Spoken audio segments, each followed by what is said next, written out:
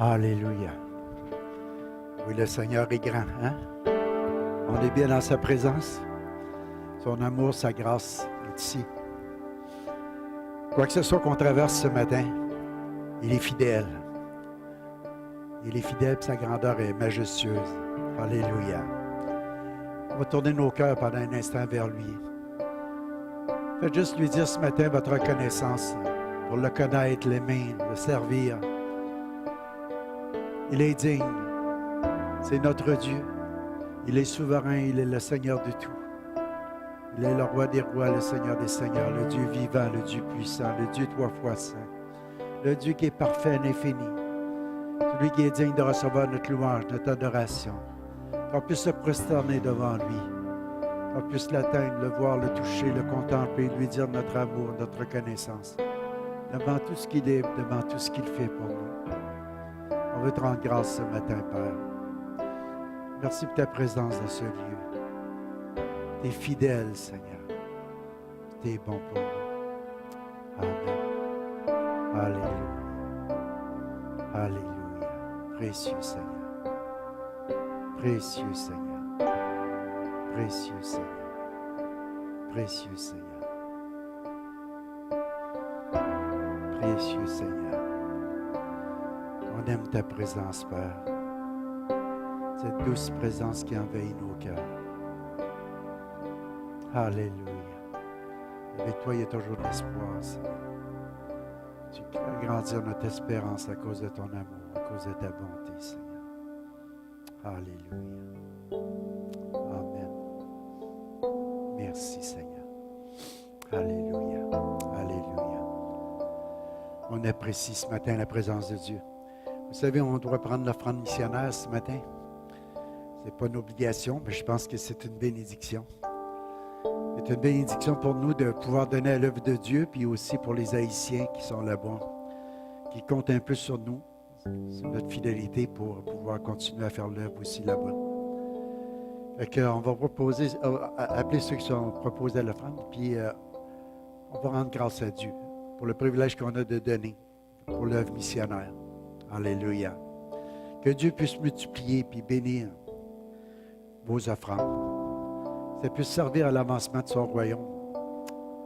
Alléluia. Oui, tu veux prier. Je te demande, Père, de bénir tous ceux qui vont donner ce matin, de bénir toutes ces offrandes.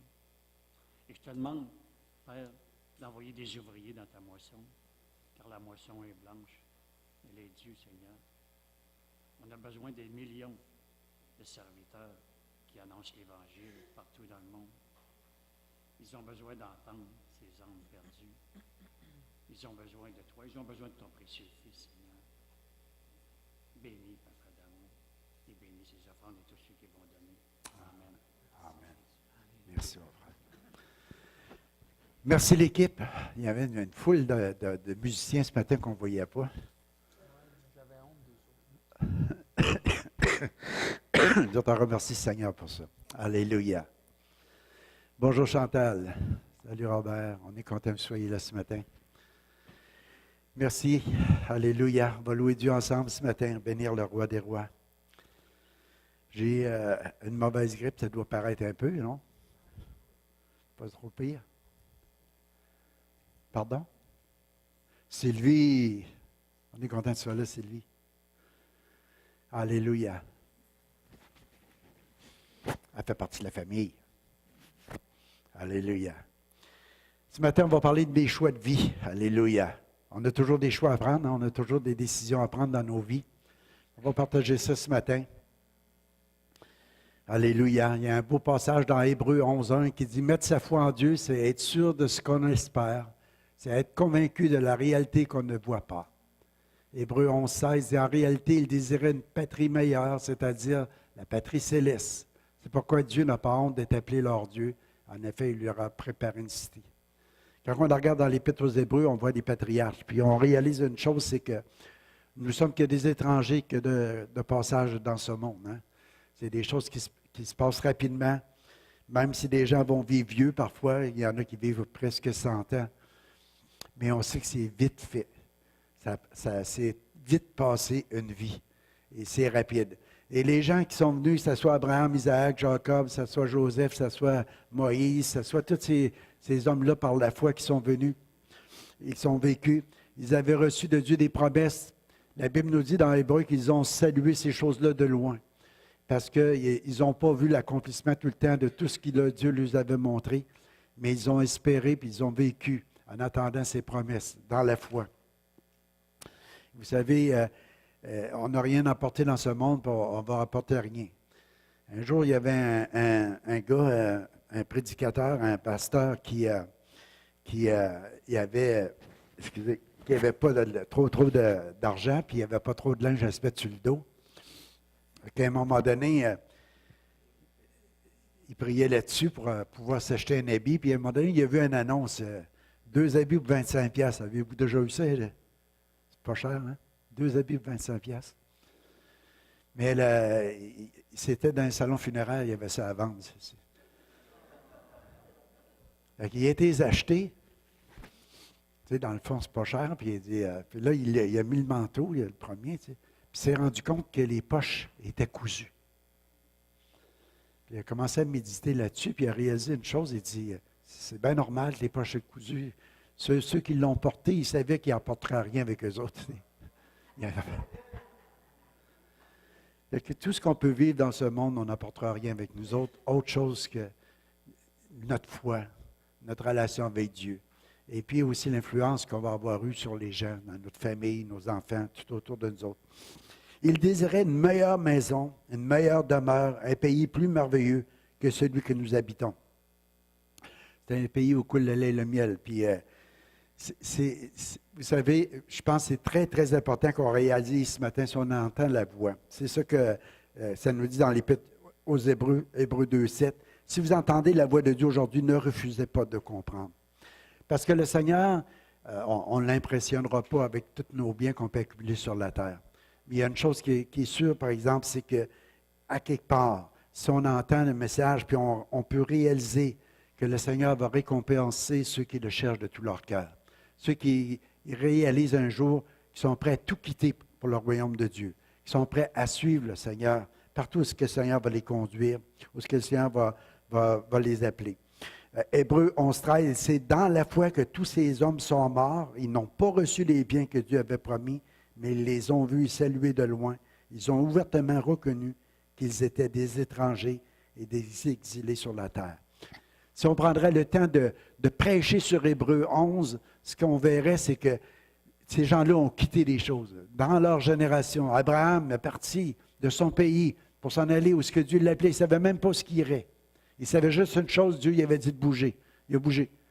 Il avait entendu la voix du Seigneur. Il était prêt à tout faire pour le royaume de Dieu parce que son plus grand désir, c'était vraiment de suivre le Seigneur. C'était de réaliser que ce monde-ci, ce n'était pas son monde. C'est le monde à venir. C'est la promesse que Dieu nous a faite. Puis je vous encourage ce matin, en réalisant ça, de dire, Seigneur, je veux te donner ma vie. Je veux te suivre partout ce que tu veux me conduire. Je veux vivre pour toi, juste pour te plaire à toi. C'est par la foi qu'on plaît au Père. Sans la foi, il est impossible de lui être agréable, la Bible nous dit. Fait que marcher par la foi, ce n'est pas marcher par la vue. Hein? La vue, on voit les choses, on dit, regarde, c'est pas facile à dire que je peux prendre une gorgée d'eau. Ce matin, je le vois, il est là. Puis l'eau est bonne. Mais tu t'en vas sur l'autre bord, puis il n'y a rien, puis tu dis, bon, là, je vais boire par la foi, mais je ne le vois pas. Hein? Tu dis, ben, ça va-tu rafraîchir? Mais l'appel de Dieu, c'est comme de voir des choses dans l'invisible, par l'appel du Seigneur. Et ce matin, je veux vous ramener à l'autre diapositive qui suit, pour vous faire réaliser qu'un jour, dans les choix de la vie qu'on a fait, moi, j'ai fait le choix d'accepter le Seigneur. C'est la suivante, vous allez voir. D'accepter Jésus comme mon Sauveur, mon Seigneur. Puis cette décision-là, c'était la plus belle décision que j'ai prise dans ma vie, c'était d'accepter Jésus. Comment il y en a qui disent Amen à ça ce matin? Il y en a plusieurs qui ont accepté Jésus comme Sauveur et Seigneur. Le meilleur choix. Vous allez voir, j'ai mis un verset, je ne sais pas si on peut le tourner, mon frère. C'est dans Romains 19. Il dit, est-ce que ta bouche affirme devant tous que Jésus est le Seigneur et est-ce que tu crois dans ton cœur que Dieu l'a réveillé de la mort? Dans ce cas, tu seras sauvé. C'est quand tu as accepté Jésus. Moi, j'avais 28 ans quand j'ai accepté Jésus. Je vais vous dire, je vivais une belle vie. Je travaillais un bon travail. On venait se bâtir une maison. On avait un bébé. Le bébé est rendu grand. Il était ici tantôt, il est parti. Et puis, c'était la mère à Isabelle. C'était à Isabelle, la mère à Audrey-Anne, puis à Catherine, puis à Jérémie. Et puis, elle était toute petite. Elle avait à peu près 1 an. Et puis, on était heureux. Une belle maison. On venait de construire. Un bon travail. Une promotion. Tout pour dire là, que, regarde, les choses de Dieu, on n'a pas besoin de ça. Quelqu'un commençait à nous parler de Jésus. On avait une certaine moralité. On avait été élevé dans la religion, puis c'était quelque chose qui était important chez nous. Ma mère, elle avait vraiment des principes, puis mon père aussi, puis il nous a inculqué ça. Et puis quand on entendait parler de Jésus, pour nous autres, on le connaissait Jésus. Mais on le connaissait d'une manière théorique. Et je me rappelle que semaine après semaine, quelqu'un nous parlait de Jésus. Il y avait André, il y avait André Massé, André Curado, Ken Eburn, Michel Massé. Puis, il nous parlait de Jésus. Et puis, à un moment donné, on se mettait quasiment en colère parce qu'on voulait montrer que notre religion était meilleure que la leur. Et puis, c'était rendu une guerre de religion, ce qui est la bonne. Puis, je me rappelle d'un soir aussi que j'ai été invité à aller à une rencontre. Puis, j'ai dit, je vais y aller. Mais ils ne prieront pas pour moi. Je vais rester en dehors de tout ça. Je restais retiré. Je faisais juste analyser, regarder. J'étais là comme le gars qui voulait comprendre comment ça se faisait leur affaire. Tu sais. Mais à un moment donné, il y avait tellement une conviction qui venait du monde invisible, des choses que tu ne vois pas avec tes yeux, mais que tu se passes dans le fond de ton cœur. J'étais à l'Agora, il faisait noir, j'étais comme en arrière à côté un petit peu sur un chose. Je vous dis, le moment où ce que j'ai dit, Seigneur, c'est plus une question de religion, je ne sais plus. Mais toi, tu es la vérité. Jésus. Si tu existes vraiment, viens dans mon cœur. Change ma vie. Pardonne mes péchés. Je te donne tout, Seigneur. Si tu existes vraiment, je te donne tout. Ça a été une décision qui a bouleversé ma vie, bouleversé la vie de ma femme, de mes enfants, qui aujourd'hui qui a encore un impact dans ce monde. Juste arriver à un endroit où ce que tu dis, Seigneur, ce n'est plus une religion, c'est une relation. Une relation. Moi, je dis souvent, je l'ai répété cette semaine à quelqu'un, j'ai dit, si tu viens à notre église pour entendre parler de Jésus, mais tu n'as pas une relation avec lui, tu vas trouver ça plate puis bien long. Puis j'ai dit, les réunions sont longues. Puis si ton cœur n'est pas à Jésus, tu vas dire, bah, c'est plate ça, d'entendre parler de quelqu'un, d'entendre des chants, puis après ça, tu vas avoir juste le goût de t'en aller. Mais si tu veux t'arrêter un instant, par exemple, pour dire à Jésus, si tu existes vraiment, Seigneur, je veux te connaître, je veux t'aimer, je veux te servir, je veux te donner tout, Seigneur. Je veux te dire une chose, c'est la plus belle vie que tu vas vivre. Puis tu vas être content d'aller à l'église parce que tu dis, à l'église, je peux adorer Dieu avec des fanatiques comme moi. Je peux entendre parler de lui. Je peux grandir en lui. Je peux apprendre à le servir de tout mon cœur. Parce qu'il est souverain, parce qu'il est Seigneur, parce qu'il est maître de tout, parce que c'est le roi des rois. C'est pour ça que je disais, de ta bouche, tu affirmes de tout que Jésus est le Seigneur. Est-ce que tu crois dans ton cœur que Dieu l'a réveillé de la mort? C'est là que tu vas être sauvé. Quand tu crois que Jésus est ton sauveur et ton Seigneur, que Jésus n'est pas mort, il est vivant, il vit au siècle et des siècles. Puis tu peux cultiver avec lui une relation intime et personnelle avec lui par son esprit. C'est quelque chose de vrai. Quelque chose de... Vous savez, l'ennemi, s'il est capable de nous faire douter de ça, il a réussi. Parce qu'on passe à côté de la vie à venir, ce qui est le plus important. Parce que la vie présente, ça se déroule très rapidement. Malgré que pour certains, on va dire, ah, on a du temps. Mais des fois, ça se fait vite. Tandis que Jésus nous offre la vie éternelle. Une vie qui n'a pas de fin. Une vie glorieuse. Une vie extraordinaire. Puis en même temps, dans notre vie présente, il nous change. Il nous touche. Il nous transforme. Puis il nous fait réaliser les vraies valeurs de la vie. Les vraies choses pourquoi qu'on vit. Excusez-moi. 1 Jean 5,11 et qu'affirme ce témoignage. Il dit que Dieu nous a donné la vie éternelle et que cette vie est en son Fils. Celui qui a le Fils a la vie. Celui qui n'a pas le Fils de Dieu n'a pas la vie. Je vous écris cela pour que vous sachiez que vous avez la vie éternelle, vous qui croyez au Fils de Dieu. Ton cœur se remplit de joie. Il y a une paix intérieure qui vient. Tu sais parce que tu sais, parce que tu sais, parce que tu sais que Jésus est vivant, que Jésus est ressuscité, que Jésus vit éternellement. Tantôt, j'étais assis là, j'ai regardé ma fille qui était là, Geneviève qui chantait. Puis elle m'a donné, elle chantait un chant d'adoration, j'ai vu ses mains levées. Puis je dis merci Seigneur. Je me suis tourné la tête, j'ai regardé ma fille Isabelle, elle s'est levée les mains, puis elle a commencé à adorer le Seigneur. Je dis merci Seigneur. Merci Seigneur. Ce n'était pas juste pour vous voir lever les mains, mais je voyais votre cœur. Vous avez un cœur pour Dieu, vous aimez Dieu. Puis je me dis, si une vie, tu réussis à emmener tes enfants, puis l'autre génération à aimer Dieu, tu réussis quelque chose dans ta vie. Amen. C'est de communiquer la foi, de communiquer les choses réelles, les choses vraies, les choses éternelles, les choses qui n'auront jamais de fin. Je bénis Dieu pour ça. Alléluia. Qu'on puisse être des miroirs de la présence de Dieu dans ce monde. Que les gens puissent voir Jésus en nous, qu'ils puissent voir sa douceur, son amour, sa grâce, qu'on puisse donner cette espérance-là qui va faire en sorte que les gens vont vivre pour Jésus, même s'ils ne le voient pas. C'est d'entretenir la relation puis la communion avec le Seigneur. Amen.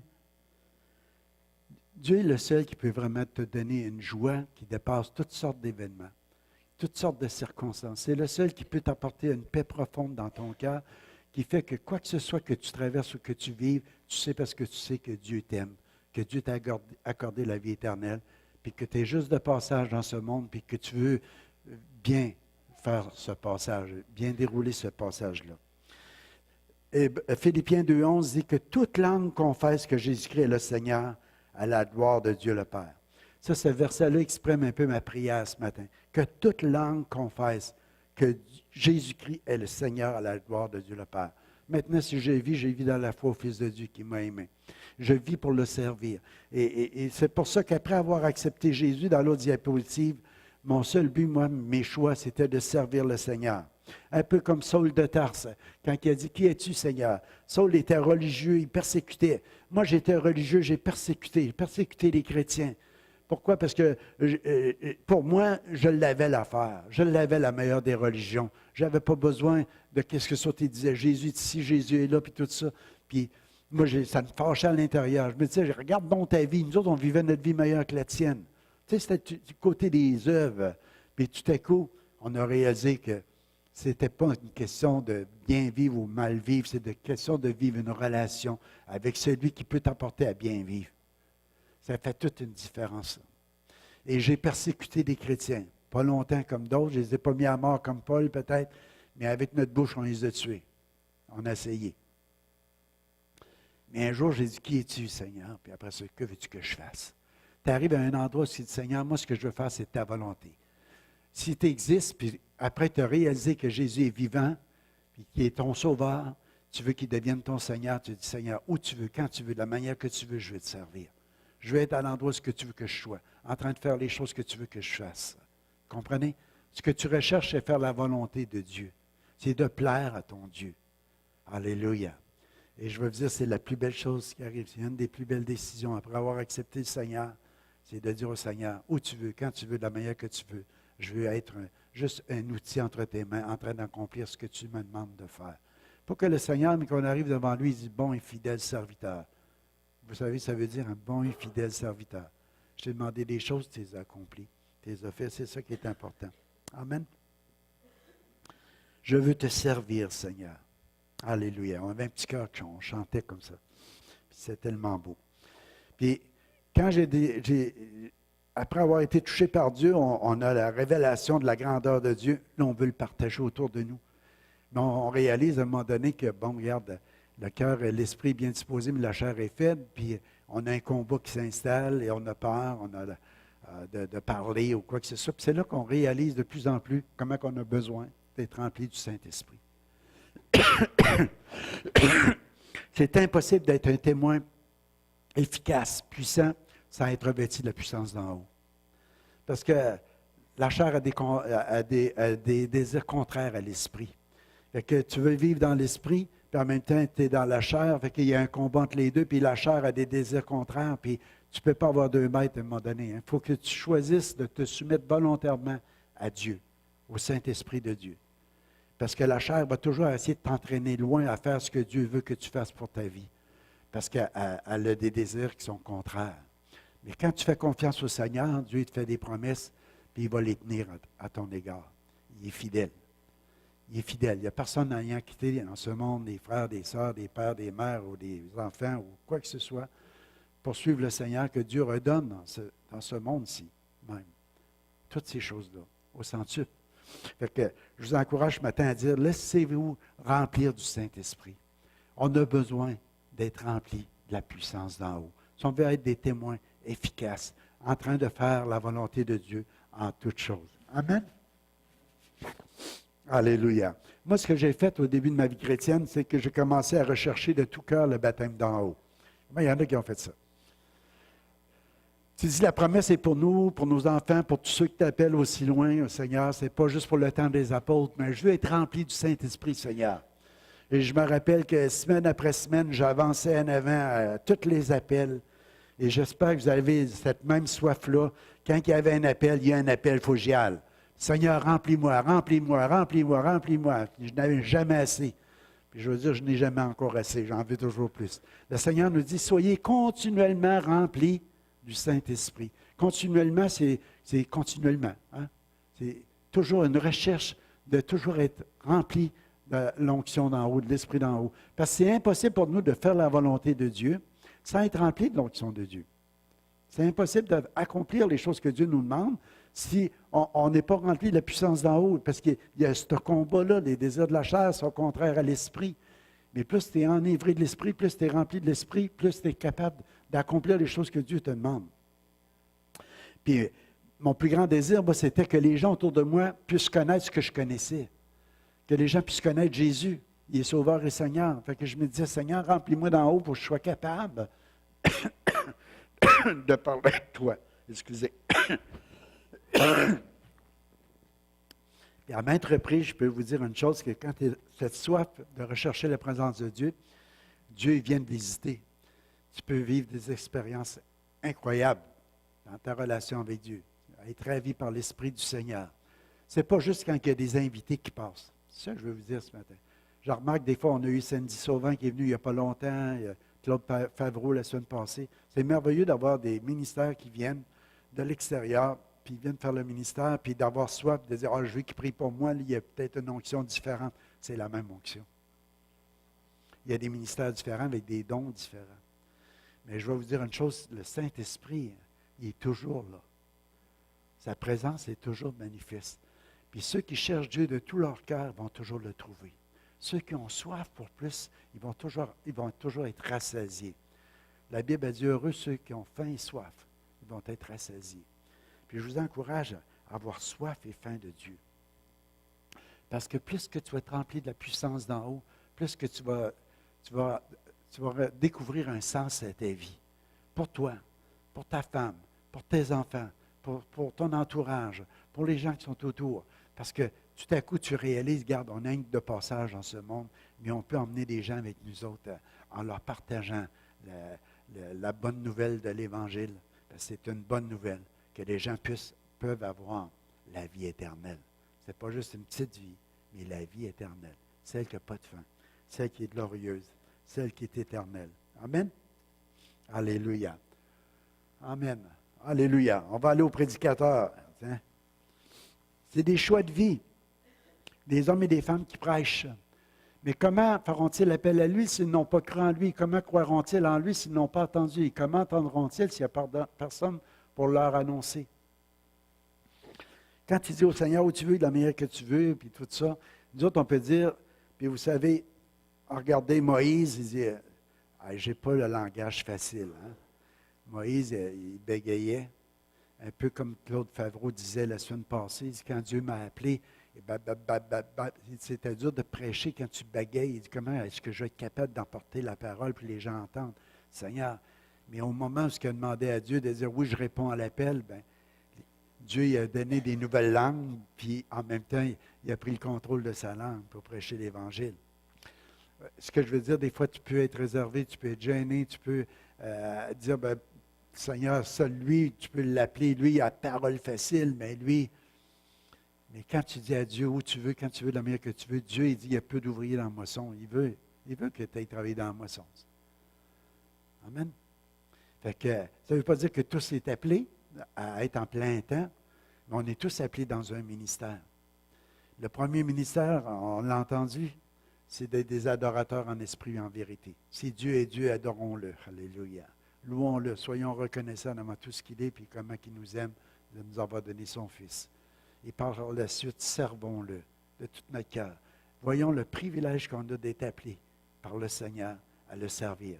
Dans l'endroit où il veut, dans le moment qu'il veut, puis de la manière qu'il veut. Dans le rôle qu'il veut qu'on joue aussi. Amen. Alléluia. Le Père, ce qu'il désire, c'est de voir toutes les familles de la terre être heureuses. Puis la seule façon, c'est qu'il faut qu'ils connaissent Jésus.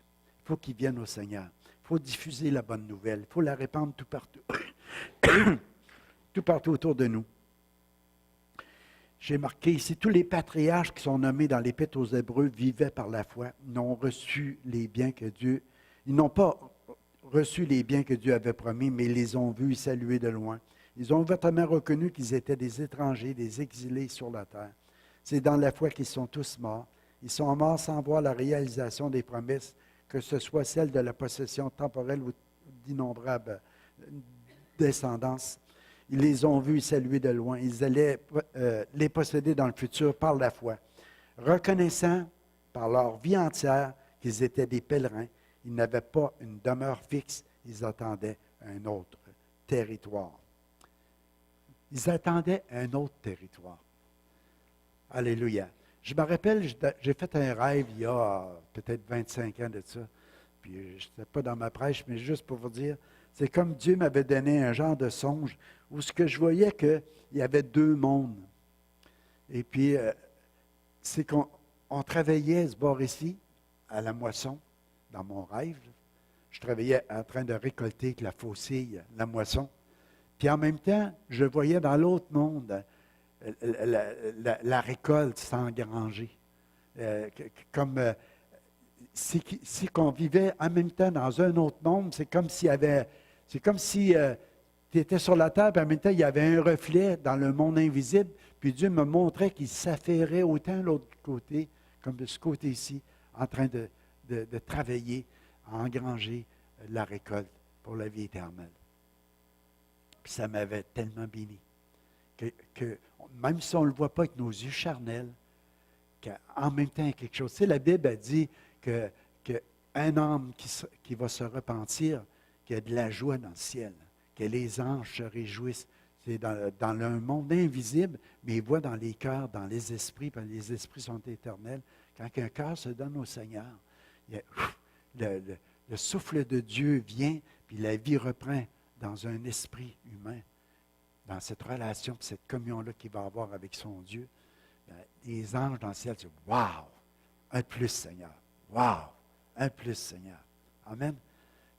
Alléluia. C'est des choses glorieuses qui s'en viennent. Alléluia. Romains 1,15 dit « Ainsi j'ai un vif désir de vous annoncer aussi l'Évangile à vous qui êtes à Rome. Car je n'ai point honte de l'Évangile, c'est une puissance de Dieu pour le salut de quiconque, du Juif premièrement, puis du Grec. Parce qu'en lui est révélée la justice de Dieu par la foi et pour la foi, selon qu'il est écrit, le juste vivra par la foi. » Paul, il dit, j'ai un vif désir. Puis je crois que tous les hommes de Dieu, tous les prédicateurs, tous les gens que Dieu appelle, ils ont un vif désir. Ça vient dans leur cœur, c'est d'annoncer Jésus-Christ. Parce qu'on sait que le temps est court. De toute façon, même si ça fait 2000 ans que Jésus est mort, puis il est ressuscité, puis il est ascendu au Père, puis il est monté au ciel, le temps est court. Il y a 2000 ans, Paul en parlait, puis il s'attendait au retour du Seigneur. 2000 ans après, on s'attend encore au retour du Seigneur. Le Seigneur ne tarde pas dans l'accomplissement de ses promesses, mais il veut que tous viennent à la repentance. Et les temps sont courts parce que la vie éternelle, si on compare la vie du temps présent, c'est comme un grain de sable comparé à toutes les, je ne sais pas, on pourrait appeler les plages dans le monde entier, où est-ce que tu peux voir des milliers de grains de sable. Un grain de sable comparé à tout. C'est même pas une fraction de l'éternité. On aime ça voir des chiffres comme ça, là, tu sais. On essaie d'imaginer, là. Un petit grain de sable, puis comparé à tous les grains de sable qui se trouvent sur les plages dans le globe, autour du globe entier, c'est même pas une fraction de l'éternité. Fait qu'à quelque part, j'ai un vif désir, c'est d'annoncer l'Évangile, c'est de partager ma foi, c'est d'emmener les gens à connaître Jésus-Christ, parce qu'ils ont une destinée éternelle, puis imagine l'impact que ça a pour sa portée éternelle à cette personne-là, quand on le partage. Moi, je vais vous dire une chose, le Père ne me demande pas de partager un livre. Ce n'est pas juste la Bible, c'est le message qui est à l'intérieur du livre. C'est la grâce de Dieu. C'est le message de la grâce de Dieu, de l'amour du Père manifesté en Jésus-Christ. Dieu a tellement aimé le monde qu'il a donné son Fils unique, afin que quiconque croit en lui ne périsse pas, mais qu'il ait la vie éternelle. Dieu a tellement aimé le monde. Vous savez, l'amour ne périra jamais. Pourquoi? Parce que c'est le sens de Dieu, c'est le cœur de Dieu, c'est la personne de Dieu. C'est ça qui est l'amour. Il y a la foi, il y a l'espérance, puis il y a l'amour. Mais quand on se retrouve dans l'amour, on n'a plus besoin de la foi puis de l'espérance. Parce que l'amour, c'est ça qui est la vie même de Dieu. Comprenez?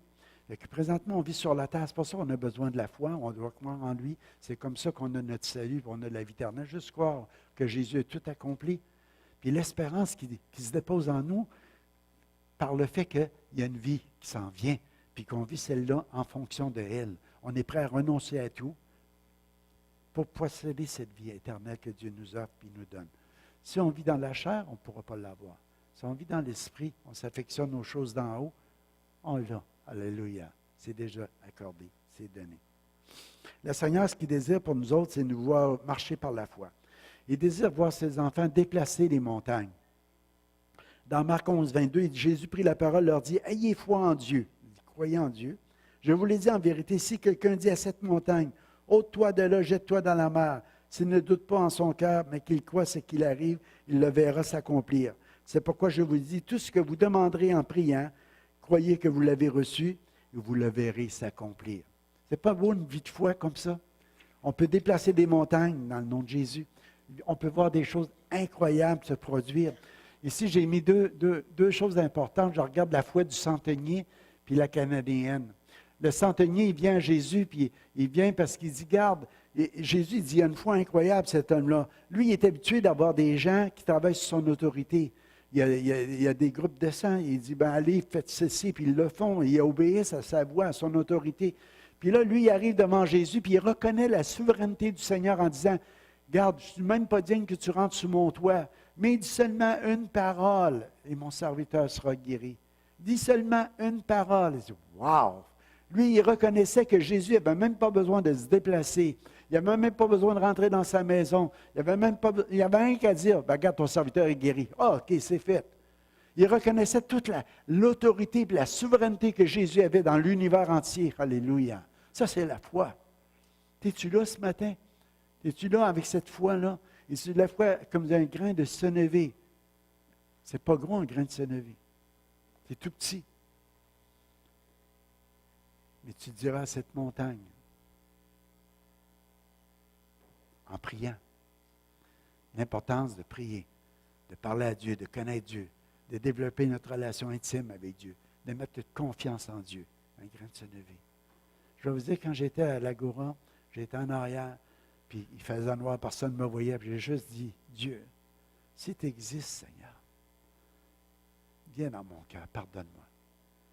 Ce n'était pas pour épater personne, c'était qu'en dedans de moi-même, je voulais qu'il arrive quelque chose dans ma vie. Si c'était réel, je voulais le savoir, je voulais le vivre. Il y a juste cette petite semence toute petite qui était là. Je ne disais pas si tu existes, je disais si tu existes vraiment. Dieu a répondu. Dieu a changé ma destinée. Il a changé ma vie. Je vous encourage ce matin. Demandez à Dieu cette fois. Il dit, va qu'il te fait selon ta foi. Et alors même, le serviteur fut guéri. Va qu'il te soit fait selon ta foi. Ta foi. C'était la sienne. Tu crois en moi, garde, il va arriver des choses. Tu crois en moi, tu crois en ma souveraineté. Tu crois qu'un mot, c'est suffisant, OK. Tu vas avoir la réponse à ce que tu crois. La femme canadienne, elle avait une fille qui était tourmentée par les démons. Tu sais, j'essayais d'imaginer hier comment que ça devait être difficile de savoir que ta fille est possédée par les démons. Elle fait des choses bizarres, elle est agressive, peut-être colérique, peut-être qu'il n'y a plus aucun contrôle à avoir. Les démons, c'est le même qui rend les gens. Elle vient à Jésus et elle dit, elle entend parler que Jésus passait par là, elle aussi. Elle dit, Jésus, il faut que tu fasses de quoi pour moi? Je n'ai pas été envoyé pour toi. Probablement, il l'a ignoré. De se faire ignorer, il dit, OK, c'est comme ça, homme de Dieu, moi je vais aller plus loin. Hein? Mais non. Sa foi était tellement persistante, elle a resté là, puis elle a dit, écoute, il faut que tu fasses de quoi? Puis elle a commencé à crier après eux autres. Les disciples, on va l'envoyer, tu sais, puis tout ça. Puis là, à un moment donné, elle a dit au Seigneur, puis le Seigneur a dit, j'ai été envoyé vers les brebis de mon père, des descendants d'Abraham. Elle dit, oui, mais elle dit, garde, je ne veux pas enlever le pain aux petits-enfants, mais elle dit, je veux manger les miettes qui tombent de la table. Juste des miettes va être suffisante, Seigneur. Juste des miettes. Le Seigneur dit, quelle foi! Des miettes. Elle ne voulait même pas prendre les choses qui étaient attribuées à d'autres, mais elle dit, des miettes, des choses qui vont tomber, Seigneur. Juste des miettes, ça va être suffisant pour que ma fille soit délivrée. Elle a été délivrée. Comment? Le Seigneur il est venu pour tout le monde. Même s'il disait à ce moment-là, regarde, là, je suis en train de faire le ministère envers eux autres. Mais sa foi, cette personne-là, elle a rencontré le Seigneur. C'est par la foi qu'on plaît au Père. C'est par la foi qu'on peut voir les signes, les prodiges, les miracles. Qu'il te soit fait selon ta foi. Imagine, alors même sa fille a été guérie. Moi, je pense que c'est bon d'apprendre à imiter ce que cette femme-là a fait ou le s'enseigner. Apprendre à imiter. C'est pas se décourager trop facilement. Tu sais, tout de suite, à la première réaction de Jésus, elle aurait pu partir et dire, OK, de même, c'est de même, là, ma fille, elle va rester tourmentée, puis je m'en vais loin de là. Mais elle a dit, juste des miettes, Seigneur. Elle a persisté. Tu sais, le Seigneur nous enseigne des principes de même. Frappez, on vous ouvrira. Hein? Cherchez, vous trouverez. Demandez, on va vous donner. Des fois, il faut prendre le temps. Il faut prendre le temps dans la prière, de continuer, de persévérer. Seigneur, tu m'as dit, Seigneur, ça démontre ta foi, ta persistance. Tu sais, la veuve unique, là, a été voir le juge. La veuve a été voir le juge pour lui faire rendre justice. Et puis, l'autre, il dit, quoi, je te dois rien. Je te dois rien. Mais tu m'achales assez, tu me casses, tu me rompes les oreilles. Tu me rompes les oreilles. En tout cas, je suis tanné de t'entendre, autrement dit. Ah, OK, je vais te faire justice. Et si le Père ne faisra pas justice à ses élus qui crient à lui jour et nuit, si on est des enfants de Dieu qui crient à Dieu, je vais vous dire une chose, Dieu va exaucer nos requêtes et nos prières. Ça va démontrer la foi qu'il y a là, qu'on a. Fait que je ne sais pas c'est quoi ton plus grand besoin ce matin, mais tu peux aller au Seigneur, puis crier à lui, puis t'attendre à lui. Parce que Dieu exauce les requêtes de ses enfants. Surtout quand on le fait dans la foi. Puis je veux terminer par ce diapositive-là ce matin. La volonté du Père, c'est mes choix aussi. Puis c'est un choix pour chacun de nous autres dans notre vie de chaque jour. C'est sa volonté. J'aime ce passage-là que Paul a donné aux Thessaloniciens. Il dit, soyez toujours joyeux. Priez sans cesse. Rendez grâce en toutes choses, car c'est à votre égard la volonté de Dieu en Jésus-Christ. N'éteignez pas l'esprit.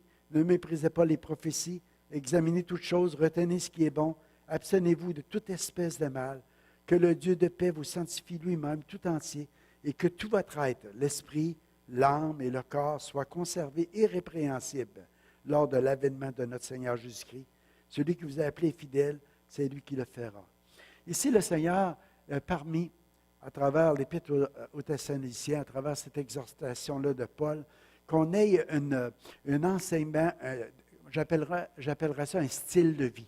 Comment Dieu veut qu'on vive notre vie chrétienne. Tu sais, on réalise qu'on est de passage de ce monde. On réalise qu'on a accepté Christ comme sauveur et Seigneur. On réalise qu'on veut le servir de tout notre cœur. On veut faire sa volonté. On veut prêcher l'Évangile. On veut que tout le monde connaisse un si grand salut. Mais en même temps, on veut plaire au Père à chaque jour de notre vie. Puis là, le Seigneur a dit, je vais vous donner quelque chose qui est vraiment important qu'on puisse réaliser. C'est notre dépendance qu'on a de lui. Comment est-ce qu'on peut être toujours joyeux si on n'est pas dépendant de lui? C'est très difficile. Tu as une mauvaise grippe. Ce matin, j'ai une mauvaise grippe. Moi, je suis joyeux pareil. Hein? Ah oui, tu peux avoir des souffrances, tu peux passer des temps difficiles. Mais à cause de ta dépendance du Saint-Esprit à Dieu, tu peux avoir dans ton cœur, malgré les événements, malgré les circonstances que tu vis, une joie intérieure qui vient par le Saint-Esprit. C'est juste en entretenant ta relation intime avec Dieu, cette communion-là avec Dieu, que tu peux conserver cette joie-là de ton salut. L'ennemi, lui, vient pour t'accuser. Il vient pour te condamner. Il vient pour te dire que tu n'es pas digne de recevoir Jésus-Christ. Tu n'es pas digne pour marcher en lui. Tu l'as déçu. Tu as tombé loin de sa volonté. Tu as fait des choses incroyables. Puis là, toi, tu es bonne juste pour l'enfer. Tu es bon juste... Ça, c'est le diable. Lui, il va essayer par tous les moyens possibles de te dire, là, il est trop tard. Hey, jamais trop tard avec Dieu. Dis ça à quelqu'un ce matin. Jamais trop tard avec Dieu. C'est le moment favorable. C'est le jour du salut. C'est le jour de la délivrance. C'est le jour de la restauration. C'est le jour de la guérison. Si tu es ici ce matin, Dieu a permis que tu sois là parce qu'il n'est pas trop tard. Alléluia. C'est juste le temps de se redonner au Seigneur. C'est de dire, Seigneur, je vais vivre dans ta volonté. Aide-moi, Seigneur. Je veux juste être en totale dépendance de toi. Je sais que sans toi, je ne suis pas capable de faire de bons choix. Sans toi, je ne suis pas capable de vivre pleinement avec cet esprit-là que tu dis d'être toujours joyeux, de prier sans cesse, de rendre grâce à Dieu en toutes choses. Je ne suis pas capable. Mais en lui, oui. Alléluia. Pourquoi attendre à plus tard? L'ennemi va dire, regarde, tu as du temps. Tu ne sais pas le temps qui reste. On ne peut pas ajouter une seule coudée. Hein. La vie, c'est vite. On peut juste bien la remplir. Maintenant, tu peux bien la remplir ce matin. C'est le temps. Seigneur, pardonne-moi, purifie-moi, sanctifie-moi. Seigneur, je me relève et je vis pleinement pour toi, dans ta volonté. Ah, ça va te coûter tout. Ben oui, ça va coûter ta vie. Si tu es prêt à lui donner, il va te la redonner. Bien meilleure, bien mieux, bien plus glorieuse. La vie éternelle. Alléluia. Sans fin avec lui pour toujours. Alléluia. C'est sa volonté que nous soyons toujours joyeux. Pourquoi? Parce que le salut, vous savez, David s'était éloigné de Dieu avec Bathsheba. Il avait fait tuer son mari parce qu'elle était tombée enceinte et elle voulait couvrir son péché. Hey, moi, le roi, il ne faut pas que le monde sache que j'ai commis l'adultère avec la femme du gars qui était se battre pour sauvegarder mon royaume, tu sais, qui était fidèle. Il a essayé de dissimuler tout ça. Mais ça nous dit dans le psaume que David était un homme selon le cœur de Dieu. Puis dans le psaume 32, il gémissait toute la journée. Il était comme un homme. Il dit, j'étais comme un mulet sans intelligence. Il était là en train de souffrir toute l'année. Il ne disait pas à personne, mais à l'intérieur le vivait. Mais Dieu a eu tellement grâce de lui qu'il a envoyé Nathan, le prophète, vers lui, puis il dit, regarde, t'es cet homme-là, parce qu'il a commencé à lui conter l'histoire de la petite brebis que quelqu'un avait pris pour faire un festin au lieu de prendre les siens. Puis il a réalisé qu'il avait pris la femme de quelqu'un d'autre. Et puis il a dû confesser. Puis là, il a crié à Dieu, « Oh Dieu, crée en moi un cœur pur, renouvelle en moi un esprit bien disposé, ne me rejette pas loin de ta face, ne me retire pas ton Esprit Saint, rends-moi la joie de ton salut et qu'un esprit de bonne volonté me soutienne. » Il a crié à Dieu. Crie à Dieu ce matin. Crée en moi un cœur pur, Seigneur. Pensez qu'est-ce que le Père a fait? Il a enlevé tout. Un criminel, un meurtrier, un adultère. Dieu a pardonné. Quand tu lis le psaume 32, tu vas voir, heureux celui à qui la transgression est remise, à qui le péché est enlevé. David pouvait écrire heureux. Il était joyeux, il était heureux, parce qu'il savait que maintenant sa relation avec Dieu était rétablie. Sa communion était là. C'est de reconnaître que Jésus est payé à la croix pour toutes nos fautes, nos manquements, nos péchés. Il n'y a pas un péché que Dieu ne peut pas pardonner, sauf le blasphème contre l'esprit. C'est autre chose. Mais quand on parle des péchés de la chair qu'on peut faire dans ce monde, on a juste à se repentir, à les confesser, puis le Seigneur pardonne, il envoie ça dans la mer de l'oubli, puis il rétablit la relation de la communion avec lui. Amen. Alléluia. Nous pouvons nous élever au-dessus de nos épreuves, nos afflictions, nos souffrances et être joyeux de notre salut en Jésus-Christ. Paul disait aux Philippiens, « Réjouissez-vous en tout temps de tout ce que le Seigneur est pour vous. » Oui, je le répète, soyez dans la joie. On se réjouit de ce que le Seigneur est pour nous. Le Seigneur est notre salut. Le Seigneur est notre délivrance. Le Seigneur est notre guérison. Le Seigneur est tout pour nous. Donc, on se réjouit parce qu'on est sur le bon bord. Alléluia. On est sur le bord du plus fort. Alléluia. Merci, Seigneur. La vraie joie est le fruit de l'esprit. Puis ça ne vient pas des circonstances que nous vivons, mais de notre confiance dans l'amour et la puissance de Dieu, dans son intervention. Parce qu'on met notre confiance en Dieu. C'est là que vient notre vraie joie. C'est un fruit de l'esprit. Parce que l'esprit est en nous. L'esprit qui se mouvait au-dessus des eaux avant que la création existe. Dieu a dit que la terre soit et la terre fut. Dieu a créé les arbres, les animaux, les oiseaux, les hommes. Tout est créé à partir de la parole de Dieu. Amen. C'est la parole de Dieu. Dis seulement une parole, Seigneur, et mon serviteur sera guéri.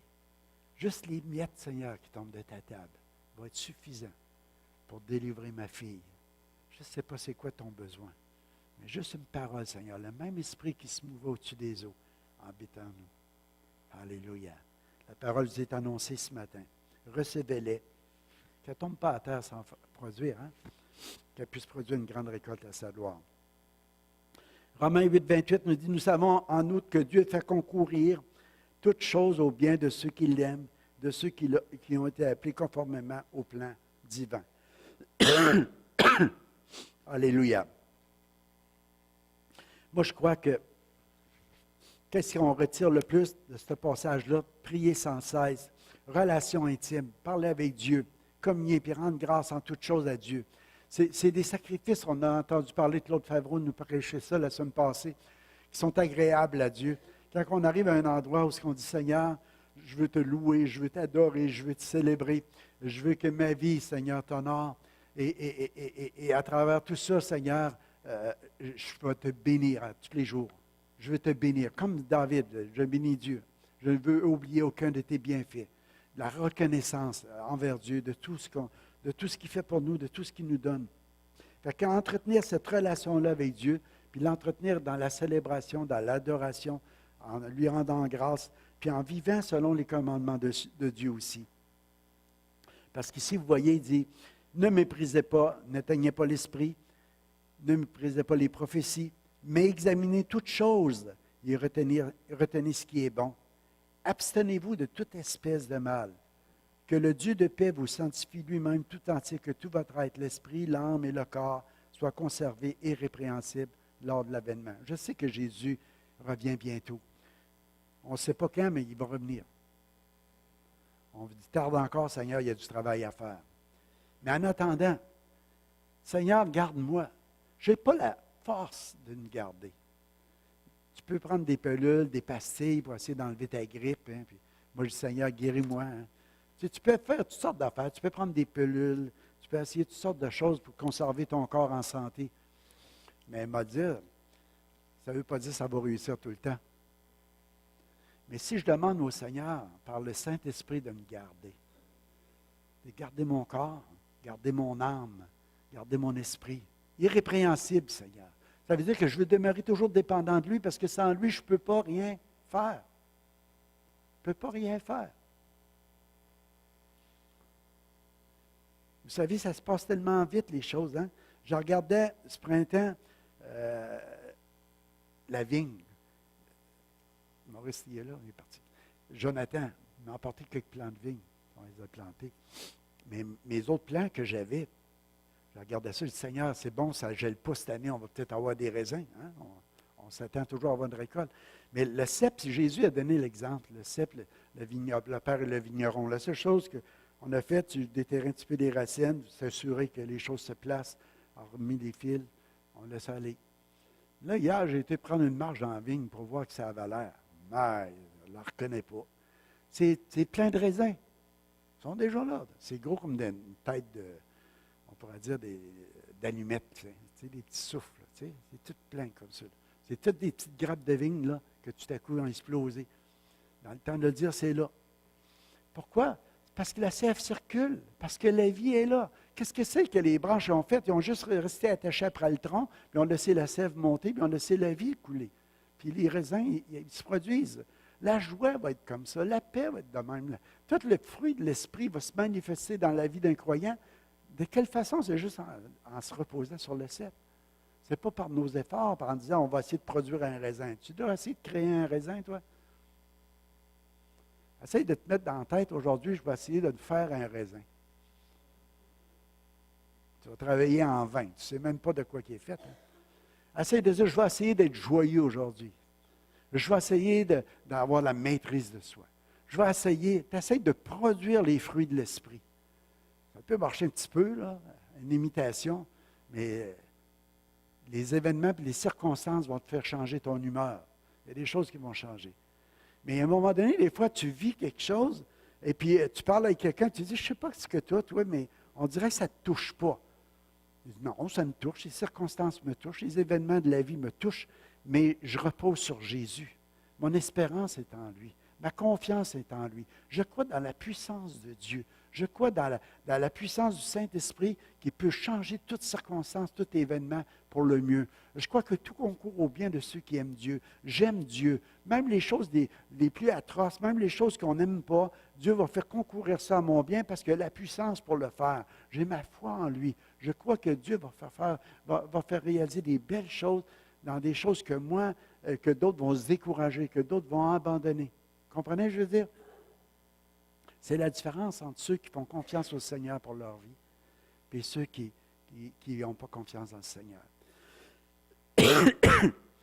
Je crois ce matin que tu n'es pas ici par erreur. Hein? Alléluia. Moi, je crois qu'on a toujours un rendez-vous avec Dieu. Alléluia. Il n'y a pas de coïncidence avec Dieu. Et puis je me dis à travers tous les messages, même si je n'ai pas sauté par-dessus les bancs ce matin, OK? Il les prêchait avec mon cœur. Et je vais vous dire, dans mon cœur, c'est que ça va changer la destinée de quelqu'un ce matin ici. Je n'ai pas demandé à Dieu qui, mais je sais, dans mon cœur. J'aimerais ça que, peut-être Dan, si tu veux, juste au piano, on va pencher nos têtes, de ne pas mépriser les prophéties ce matin. Alléluia. Pas mépriser les prophéties. Ça veut dire la parole qu'on annonce, la parole qu'on dit, c'est une parole de vie. C'est une parole qui vient du Saint-Esprit. Quand Dieu a dit, la chose est arrivée. La chose est venue à l'existence. Et ce matin, on va peut-être juste fermer nos yeux un instant. Vous n'êtes pas obligés, mais si vous voulez juste rentrer en vous-même. Parfois, on peut être rapide, dire, il y a une parole pour elle, il y a une parole pour lui, il y a une parole pour l'autre. Mais pourquoi on ne s'arrêtera pas ce matin pour dire, Seigneur, peut-être que tu veux me parler à moi-même ce matin? Peut-être c'est pour moi ce matin. C'est pour ma destinée éternelle. Ça va changer ma vie. Comme ça a changé la vie du pasteur, après qu'il a accepté Jésus, après qu'il a décidé de le servir. Ça a changé ma façon de vivre, ma façon d'être. Seigneur, je te remercie. Je te remercie, Seigneur, pour le salut qui est rentré dans ma maison, Seigneur. Pour toutes ces années de vie, Seigneur, en toi, je te remercie, Seigneur. Tu m'as donné une raison de vivre, Seigneur. Je te rends grâce pour ça, Seigneur, pour ma famille, mes enfants. Seigneur, je te prie ce matin, dans ce lieu, Seigneur, qu'il y a des gens, Seigneur, que l'ennemi, le diable lui-même, qui condamne, qui essaie de tenir enchaîné. Comme cette fille, Seigneur, que la mère est venue à Jésus et a dit, je n'ai assez, je veux que ça soit arrêté. Je veux qu'elle soit délivrée, ma fille, de ce démon. Et des fois, ça peut être même les enfants qui prient pour leurs parents. Mais Seigneur, ce matin, tu exauces nos prières. Tu as dit juste les miettes qui tombent de la table sont suffisants, Seigneur, pour te délivrer, Seigneur. Délivrer les griffes de l'ennemi, Seigneur.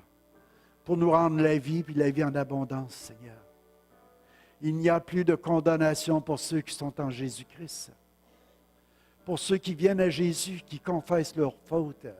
Pour ceux qui se repentent ce matin. Dieu enlève toute condamnation. Il y a une libre entrée dans les sanctuaires. Une libre entrée dans le cœur du Père. Une libre entrée dans la vie éternelle. la vie qui coule en abondance. Oui, tu vas porter du fruit, dit le Seigneur ce matin. Parce que c'est ma vie qui coule en toi. Juste croire en lui. Juste accepter d'être une vie totalement dépendante de lui est suffisant ce matin pour la vie en abondance. Seigneur, il y en a qui sont venus ici découragés ce matin. Seigneur, que cette parole apporte la vie. Qu'ils puissent voir, Seigneur, juste une parole. Le serviteur est guéri. Juste des miettes, Seigneur, sont suffisants pour délivrer un enfant des démons. Seigneur, que ta parole ce matin, qu'elle puisse faire des prodiges, des miracles dans la vie de ceux qui l'entendent. Je te prie au nom de Jésus, qu'il y ait des gens qui cherchent leur travail et en trouvent. Qu'il y ait des gens qui vivent des tensions dans leur mariage, Seigneur. Oh, qu'ils puissent réaliser que par ta parole, Seigneur, que le pardon est là, que la miséricorde est là, que la joie va revenir, que la paix va revenir, Seigneur. Ce matin, Seigneur, il n'y a pas de situation trop désastreuse où tu ne peux pas intervenir puis apporter un miracle. Fais-le, Papa. Au nom de Jésus, je te prie. Au nom de Jésus. Amen. Alléluia. S'il y en a ce matin, je ne vais pas prier sur vous, pas parce que Dieu peut vous protéger de mes microbes, mais je vais étendre mes mains vers vous autres. On va faire un contact de foi. On va s'élever ensemble, puis ceux qui s'attendent à un miracle dans leur vie ce matin, faites juste élever vos mains comme ça. Dieu va les voir. C'est juste votre main qui va rencontrer celle de Dieu ce matin. Moi, je vais prier dans le nom de Jésus. Que tu puisses recevoir ton miracle ce matin. Au nom de Jésus. Au nom de Jésus. Tu connais les cœurs, Seigneur. Tu connais, Seigneur, les besoins. Tu connais ce qui est dans ta volonté, Père. Au nom de Jésus ce matin, tu accordes la force, tu accordes la puissance, Seigneur. Tu accordes tout ce qu'ils ont besoin, Seigneur Dieu, afin que ta gloire soit manifeste, Seigneur. Et que les gens vont réaliser, Seigneur Dieu, que toute grâce te revient, Seigneur. Qu'on te rend grâce pour toutes ces bénédictions, Seigneur. Et qu'on va le proclamer bien haut, que tu es un Dieu vivant. Un Dieu qui fait des choses extraordinaires. Alléluia. Un Dieu qui répond aux prières. Alléluia. Donne ta vie à Jésus aujourd'hui. Prends ce désir de le servir. Où tu veux, quand tu veux, de la manière que tu veux, Seigneur. Je te fais confiance pour ma vie. Et je te dis une chose, le Seigneur va être avec toi tous les jours. Jusqu'à la fin. Jamais il ne t'abandonnera. Jamais. Il est un Dieu fidèle, puis il le fera. Au nom de Jésus. Reçois ce matin. Reçois ce matin. Au nom de Jésus. Amen. Amen. Alléluia. Alléluia. Y en a-tu qui ont reçu ce matin? Ousla! Amen. Alléluia. Recevez ce matin. Soyez bénis. Passez une belle semaine. Ne manquez pas la semaine prochaine. Mélanie va partager. Je ne sais pas si ça va emmener le même message, mais quelque chose qui touche à ce qu'elle nous a emmené l'autre jour. Mais j'ai dit, waouh! Attendez-vous à un super de message. Que soyez là, soyez bénis. Passez une belle semaine. Mercredi, Daniel va nous partager la parole. Ne manquez pas vos réunions. On est bénis dans le nom de Jésus. Amen.